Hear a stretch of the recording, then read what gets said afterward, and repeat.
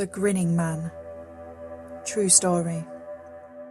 My name is Matthew Calamaine, and I am the writer and director of the feature film titled The Grin, a story that is based on true events that actually happened on the set where it was filmed, or otherwise known as the house from my childhood. I found myself at home one weekend night. My parents were out of town, and I was returning from a cancelled sleepover at a friend's house. The lights were on when I got in the door, and I remember getting a phone call from that same friend shortly after, which would end up being the last normal event of the night. My brother was playing video games in the next room, and I could hear him tapping furiously at a video game while I spoke on the cordless phone.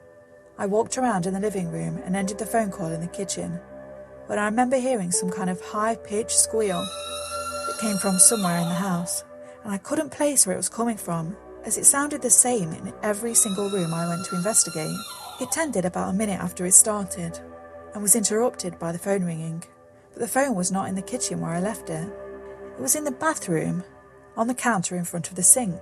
I answered the phone and there was nobody there, so I hung up. It was at that point where I heard a dragging sound, like a large, heavy object was being dragged in the attic crawl space above me.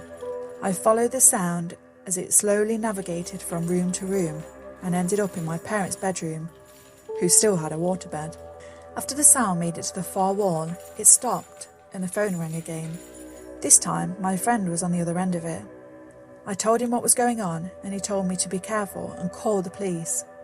After I got off the phone, I laid down on the waterbed and was horrified to find a body-shaped, solid object inside the mattress, and I leaped off. I then heard a knock at the door and answered it quickly, but there was nobody there. It was at this point when my brother called me from his room to check something out that he had just discovered in the game he was playing.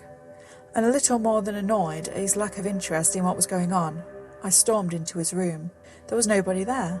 His bed was made and the room was spotless. Neither the console nor the TV was on, and the controller was wrapped and unplugged. There was no way he could have hid and cleaned his room in the few seconds it took me to make it from the front door to his room. I had been alone for the entire night, hearing for 20 straight minutes my brother playing a game that he was not present to be playing. The phone rang again, and again, it was not where I left it. This time it was resting on the kitchen counter where it originally was, so I walked through the entire house to answer it. It was my friend calling again, this time saying that the call was dropped for some reason and he was calling me back. I explained what just happened, and there was another knock on the door. Since I was standing right next to it, I peeked out the window within 2 seconds of the knocks, and there was nobody there. At this point, I opened the door and stepped onto the porch to make sure I didn't see anyone running away, as I had a large, wide-open yard and there wasn't anything to hide behind.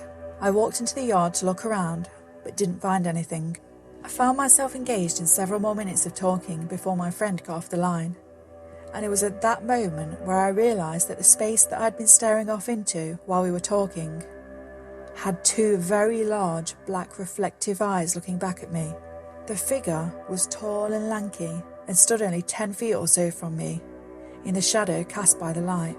The most notable feature he wore was an inhumanly large smile, and he was grinning with oily, metallic teeth from ear to ear. Despite me having stared at him directly for more than 5 minutes, I pretended I didn't notice him, and through willpower alone, made it into the house without running as fast as I could, and instead walking calmly.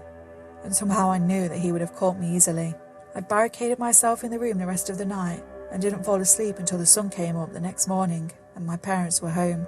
Nothing like that ever happened to me before, and nothing like that has ever happened since.